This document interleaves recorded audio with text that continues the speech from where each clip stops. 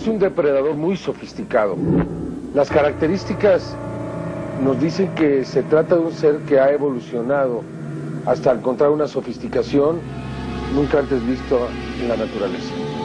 Nadie conoce realmente qué es esta criatura, pero sí se sabe muy bien lo que hace. Se creó una cierta psicosis también. Hay productores que no consiguen que sus empleados trabajen de noche, que la gente, los chacareros trabajen de noche, porque, bueno, ven muchas luces, tienen miedo. Por sus hábitos macabros, se le dio su grotesco nombre: el chupacabras. La región pampeana argentina es una de las zonas ganaderas más importantes de América. Sus campos alternan extensas llanuras con densos montes donde los animales buscan refugio del sol o del frío. El cazador Rubén Darío Gento se internó en un campo Barrancas Coloradas, en la provincia de La Pampa, en busca de liebres. Lo acompañaban 3 personas. La noche era calurosa y una extraña densidad se percibía en el aire. El silencio era absoluto. Yo era el que llevaba el reflector, iba alumbrando y bueno, llegamos a un cuadro. El cuadro se llama un lugar que está cerrado con alambre. Empezamos a girar en círculo en el cuadro para ver si encontrábamos algún animalito de estos. Y de un lado teníamos un monte, del otro lado había animales sueltos, vacas. Pero Rubén Darío y sus acompañantes no eran los únicos que estaban de cacería aquella noche en el monte. Y dentro del monte encontramos una vaca parada, bufando, como si hubiese parido la vaca, ¿no? Porque por lo general cuando están pariendo están bufando y se están, o sea, gimiendo de dolor, digamos, ¿no? Aquel animal alejado llamó la atención de los cazadores. El grupo se detuvo. Rubén Darío dirigió entonces su reflector hacia la vaca. Lo que vieron los estremeció. Veo que el animal le está sangrando en los ojos y en la parte de atrás, digamos en la parte de la cola, del culo del animal, estaba toda la parte de la tripa toda caída, toda salida hacia afuera. Pero no había ternero y no había placenta. O sea que no era la parte vaginal de la vaca, sino la parte del culo de la vaca, ¿no es cierto? Que estaba todo caído. Extrañados, Rubén Darío y sus compañeros dieron un rodeo y volvieron a examinar al animal. Entonces, vieron algo aterrador. El animal yo lo alumbro y estaba el animal, un árbol, un renuevo de Caldén, y atrás del renuevo lo que yo alcanzo a ver son 2 ojos en forma de gotas, ¿no? Como que se va alejando de la luz. O sea, mira la luz fijo, pero se aleja. Los cazadores, perplejos, no alcanzaron a reaccionar. Los enormes ojos rojos los paralizaron y la extraña visión finalmente desapareció de su vista. Ya al animal le faltaban los ojos, claro, a la vaca le estaban faltando los ojos, ya no era sangre, sino que le faltaban los ojos.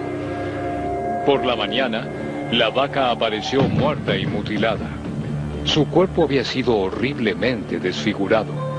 Además de los ojos, alguien o algo le había amputado las orejas y partes del cuero. Cuando los veterinarios examinaron el cadáver, descubrieron que también le habían extirpado la lengua, la laringe, la faringe y hasta las glándulas salivales. El colmo del asombro surgió cuando el médico veterinario inspeccionó el resto del cuerpo. Allí descubrió que el animal había sido castrado. 2 días después, en otra estancia cercana, apareció un segundo cadáver mutilado. Un muchacho que yo le debía un animal, le había hecho un cambio y tenía que entregar una vaca holando, una vaquillona. Y bueno, tenía que verla, entonces la fuimos a ver al campo. Cuando veníamos llegando al cuadro, me encontré con la vaca, estaba caída. Pensábamos que estaba por parir. Entonces el pibe más chico fue corriendo a verla.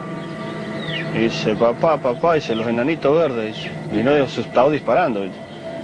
¿Qué enanito verde? Digo yo, vamos, fui, llegué allá y me encontré con eso, ¿viste? ¿Qué le faltaba? La cabeza, la boca mirando hacia arriba, el hocico, ¿viste?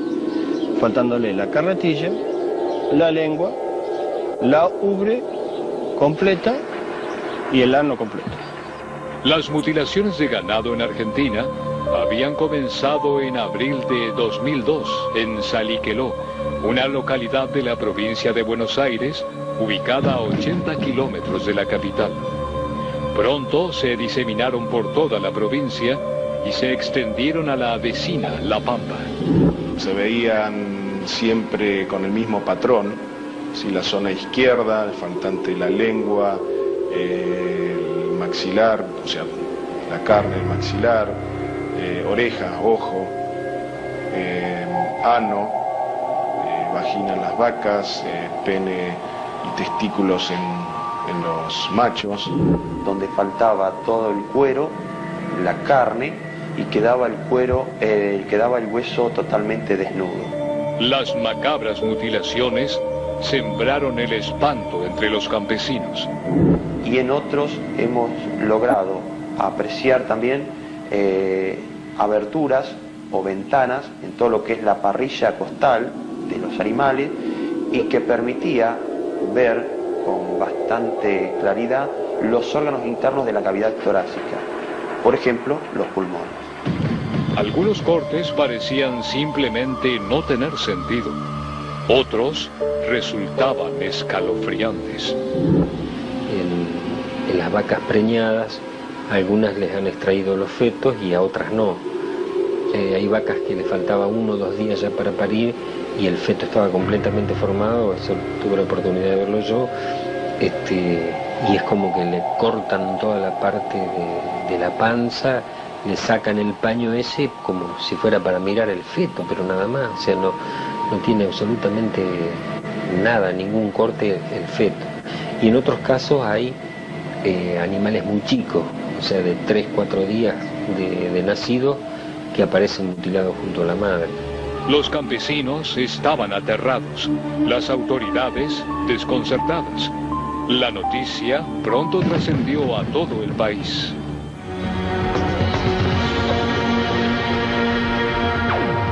Durante el año 2002, el campo argentino era asolado por las mutilaciones de ganado. Pero no se trataba solo de animales desfigurados. Extraños fenómenos parecían estar asociados a las muertes. Todas, absolutamente todas las mutilaciones fueron acompañadas de luces. Ahora, si son de arriba o son de abajo, todavía no lo podemos determinar, pero que hay luces con las mutilaciones es un hecho. Una abrumadora cantidad de testigos había observado luces en el cielo las noches anteriores a los macabros amaneceres. Todos los casos estos comenzaron cuando yo te decía en el año 2002 con el avistamiento de una especie de nube gigante que surcó el cielo de Saliqueló. La nube esa gigante tenía la forma de una rueda, como una rueda de vehículo así, y surcó de sur a norte y después girando hacia el este, surcó el cielo saliquelense, que fue vista por mucha gente. Eso fue el 1 de mayo del año 2002. Ahí comenzaron todos los casos de mutilación aquí, que para nada fue asociado con esa nube. A medida que ambos fenómenos tuvieron difusión, fue inevitable que muchos comenzaran a relacionarlo. Adjudicar las mutilaciones a experimentos extraterrestres brindaba una explicación cabal. Veo una luz bien blanca que enfoca los caldenes, ¿viste? De arriba del cerro. Y por curioso nomás, ¿viste? Digo, estos son los que hacen la macana. Se trata de investigaciones hechas por seres extraterrestres que vienen aquí al planeta Tierra con la sola misión de investigar. Y cuando me preguntan si esta no es una hipótesis delirante, yo contesto que si esta es una hipótesis delirante, esta es la menos delirante de todas las hipótesis que se han dado para explicar el tema de las mutilaciones de ganado. Y está directamente asociado a la destrucción de la capa de ozono. Considero que estos seres están realizando toda una investigación en cuanto a qué está pasando con las especies vivas que están expuestas directamente a la penetración de los rayos ultravioleta del sol. Pensar en experimentos extraterrestres explicaba el motivo y el uso de avanzada tecnología. Si nosotros humanos llegáramos al planeta Marte, y suponiendo que en Marte hubiera vida, y que esa vida fuera como la de la Tierra, vegetales y animales, nosotros necesitaríamos tomar muestras de estos animales para, una vez registradas esas muestras, regresarlas aquí a la Tierra o bien investigarlas directamente en el interior de la nave espacial. Ahora bien, una cosa es que yo, astronauta que llego a Marte, tome algunas muestras y otra cosa es que yo tenga que meter en mi nave espacial 3 o 4 animales que pesan entre 500 y 700 kilos. Pero, ¿no podían ser seres humanos los causantes de las mutilaciones? Cuando yo veo el novillo, lo primero que dije, me cagaron los marcianos, ¿viste? El hecho de que los cadáveres aparecieran en tan diversos lugares hacía difícil pensar que pudiera tratarse de un grupo de bromistas. Mucha gente se plantea, los mismos productores plantean, no serán los rusos, no serán los yanquis, y yo creo que no es así, porque las potencias tienen los medios suficientes como para venir, comprar la suficiente porción de terreno que necesitan y hacer todos los experimentos que quieran sin que nadie les vaya a decir nada. En los laboratorios de especialidades medicinales y los laboratorios de investigaciones biológicas utilizan simios, animales, monos, conejitos de indias, etcétera, en sus experimentos, pero sobre todo digo monos, animales de cierto tamaño. No andan cazándolos por las selvas ni por los campos. Directamente tienen sus proveedores que les llevan estos animales al interior del laboratorio, el laboratorio de tal empresa, de tal otra empresa, y ahí se hacen los experimentos. Por otra parte, en ninguno de los casos se encontraron huellas, ni de pisadas ni de tractores. Y en algunos casos, los animales aparecieron en lugares de difícil acceso. En el año 2002, la situación de nuestro terreno era muy complicada, por el hecho de que teníamos inundaciones. O sea, quien no conocía bien los caminos, es imposible acceder a los lugares donde habían accedido. ¿Por qué? Porque en muchos de los casos tuvimos que hacerlo hasta a caballo. Pero mientras para muchos las mutilaciones tenían la firma de extraterrestres, a otros no se les escapaban las similitudes de las mismas con los famosos ataques de el chupacabras. Tras su paso por Puerto Rico en 1975, los ataques fueron observados en República Dominicana. Fue en 1978. A mediados de los 90, el chupacabras reapareció con furia en Centroamérica, especialmente en Puerto Rico y México. También se sintió su paso en Costa Rica, El Salvador y Guatemala. Los animales que han sido atacados fueron de todo tipo. Fueron vacunos, fueron ovejas, cerdos, perros, guanacos, llamas. Aunque hay algunos casos de burros o de vacas, en la mayoría de las ocasiones son los animales de corral, las ovejas, las cabras, los patos. Hace unos días en México, 20 gallos muy finos de pelea aparecieron todos muertos. En México, los primeros animales extrañamente asesinados se descubrieron en mayo de 1996. Jalisco, Sinaloa y Veracruz eran las regiones más afectadas. Lo que más hizo que muchos relacionaran las mutilaciones en Argentina con los ataques del chupacabras fue que las víctimas de ambos tipos de agresiones estaban desangradas. No quedaba una sola gota de sangre en su cuerpo. Los animales que han sido mutilados también carecen de sangre, pero también en la mayoría de las ocasiones fundamentalmente carecen de órganos. En el caso del chupacabras, o entidad biológica anómala, que es lo que debería llamarse, la constante es de que es la sangre la que falta, ¿no? La ausencia de sangre era llamativa, no solo en el cuerpo del animal. Tampoco se encontraban manchas de sangre alrededor.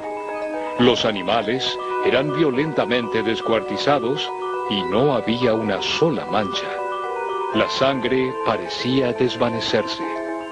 Pronto, algunos comenzaron a hablar de vampirización. El chupacabras sería un descomunal y superdotado vampiro. En México, se rumoreaba que era un murciélago gigante de 1,5 metros con un peso de 9 kilogramos. Otros, sin embargo, se mantenían escépticos. Es muy fácil en una necropsia hecha por alguien que no tenga experiencia, pues que no vea sangre, porque la sangre está coagulada y contenida en los vasos sanguíneos, ¿no? Entonces, no ven sangre, dicen, bueno, es que se lo chupó. Muchos cadáveres desangrados no presentaban mutilaciones, pero sí mostraban un único orificio en la zona del pescuezo. Es la parte de atrás de las orejas o sobre atrás de la nuca, donde aparentemente se le extrae no solo la sangre, sino como una especie de sopapa se le extrae órganos de su cuerpo también. Los ánimos estaban tensos. Las autoridades trataron de calmarlos. En México apelaron a coyotes y felinos supuestamente afectados por la sequía de las zonas rurales. Los perros escapaban y porque los atenazaba la sed. Fíjense qué raro, ¿no?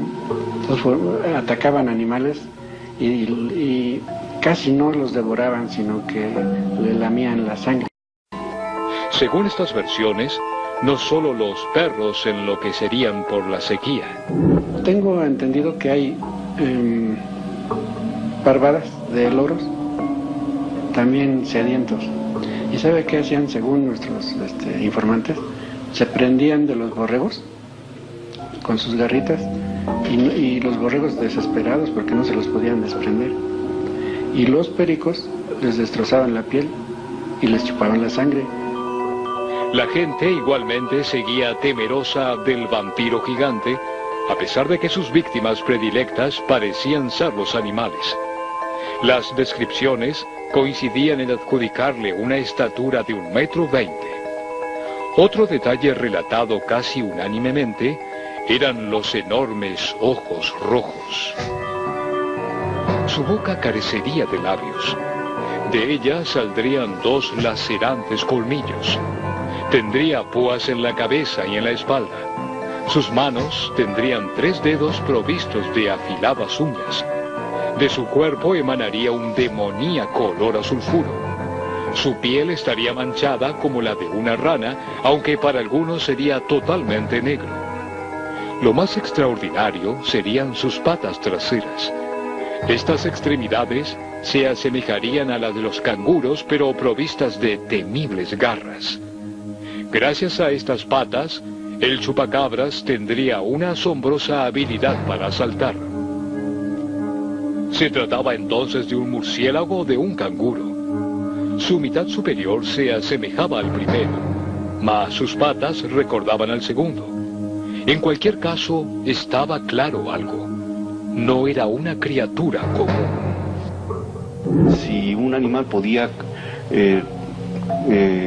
consumir toda esa cantidad de sangre, requeriría un estómago de aproximadamente 100 litros, lo cual implicaría que el animal en su total volumen debería de estar pesando alrededor de 500 o 600 kilos. Entonces no existe ningún animal de esas características. Luego definimos también el tamaño de las alas, considerando el peso reportado por la gente. La gente habla de un peso que va de 20 hasta 30, hablaba de un peso de 20 hasta 35 kilos. Si estábamos hablando de ala membranosa, como la que tienen los murciélagos, las alas tendrían que ser realmente monstruosas, o sea, medir varias decenas de metros para poder levantar todo ese cuerpo. No, seguramente no hay una sola especie que sea uno solo. Seguramente son muchos, seguramente atacan en grupo y se mueven en grupo. ¿Qué es entonces? ¿Es el chupacabras un experimento genético fallido? ¿O es por el contrario un experimento exitoso? ¿Acaso se trata de un producto de la naturaleza? Consideramos que puede ser una mutación o una alta evolución de una especie. No consideramos que haya sido creado, como algunos dicen, que sea un animal de laboratorio que escapó. Biológicamente no existe un bicho de esta naturaleza. ¿Quieren buscarlo por otra vía? Bueno, adelante, ¿no? Si es un fenómeno extraterrestre, si es un fenómeno paranormal o si es un fenómeno místico, bueno, ahí sí no nos metemos en esa línea porque la desconocemos totalmente. Los ataques se prolongaron durante unos meses. Miles de animales fueron descuartizados y prácticamente disecados, y de pronto los ataques se detuvieron. Tan súbita como había sido su aparición, el chupacabras desapareció de la escena centroamericana. ¿Por qué desaparecería? ¿Por qué no seguía atacando en la zona? ¿Se había saciado? Pronto quedaría claro que no. Lejos estaba de saciarse.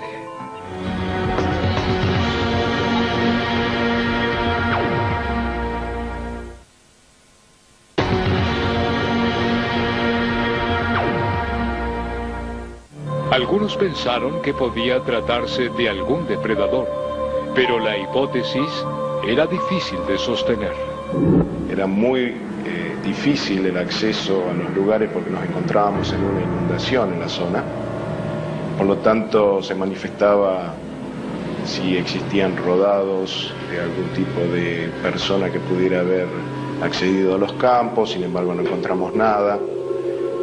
Animales que pudieran haber causado la muerte, sin embargo el médico veterinario veía perfectamente que no era causado por animales, por ejemplo, zorros, peludos o algún tipo de roedor, generalmente defecan la zona, marca su territorio, etcétera, y no se veía absolutamente nada de eso.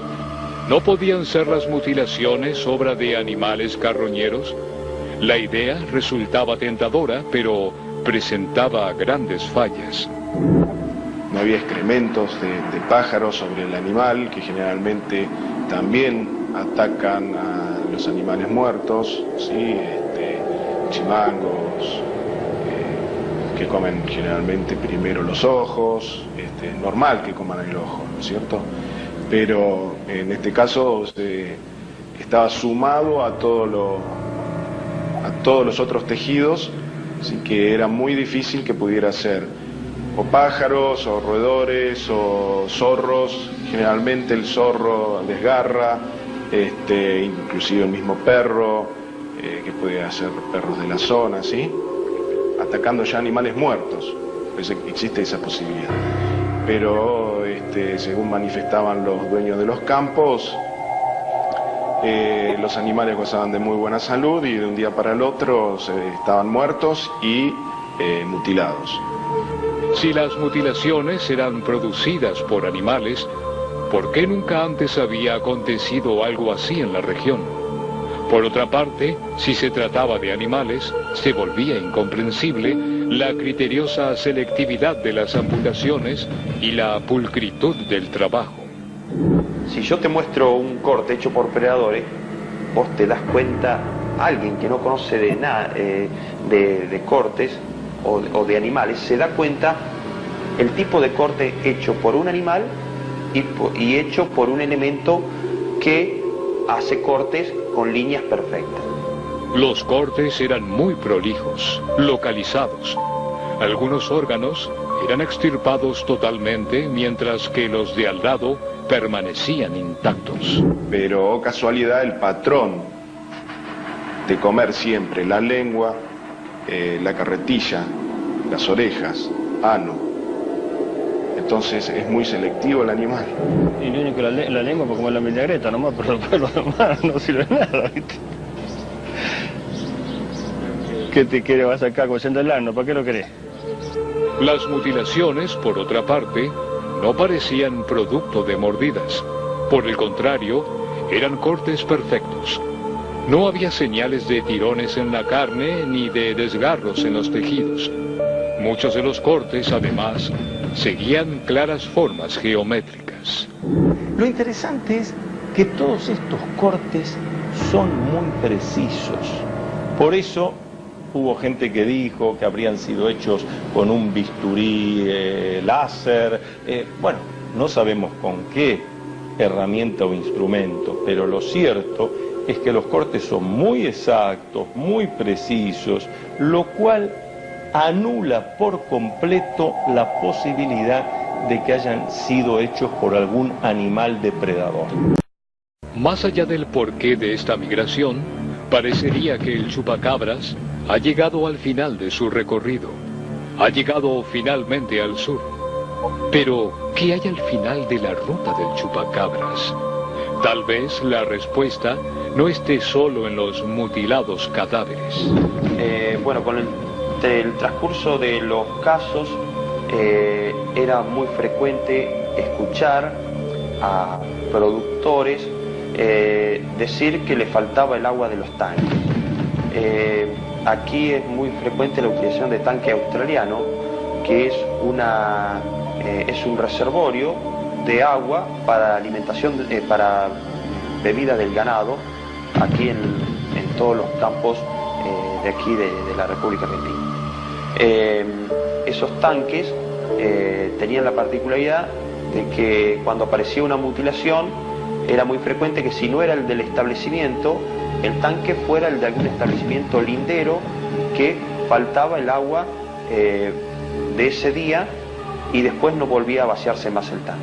Miles y miles de litros cuyo contenido se había evaporado en una noche, pero tan evaporado que en la provincia de Buenos Aires algunos campesinos me mostraban y me decían, pero doctor Lacera, fíjese, y metían la mano en la parte de lo que queda abajo del tanque australiano, que siempre queda barro y demás, y lo que sacaban era tierra deshecha, y dice, pero esto está tan seco como si este tanque no hubiera contenido agua desde hace meses y aquí no hubiera llovido desde hace meses, pero este tanque hace 2 o 3 días estaba lleno de agua. Decía que no solo se había evaporado, disuelto, desaparecido el agua, sino que este procedimiento había sido de tal manera que el barro que queda abajo, en la base del tanque australiano, se había convertido en tierra seca, en arenilla.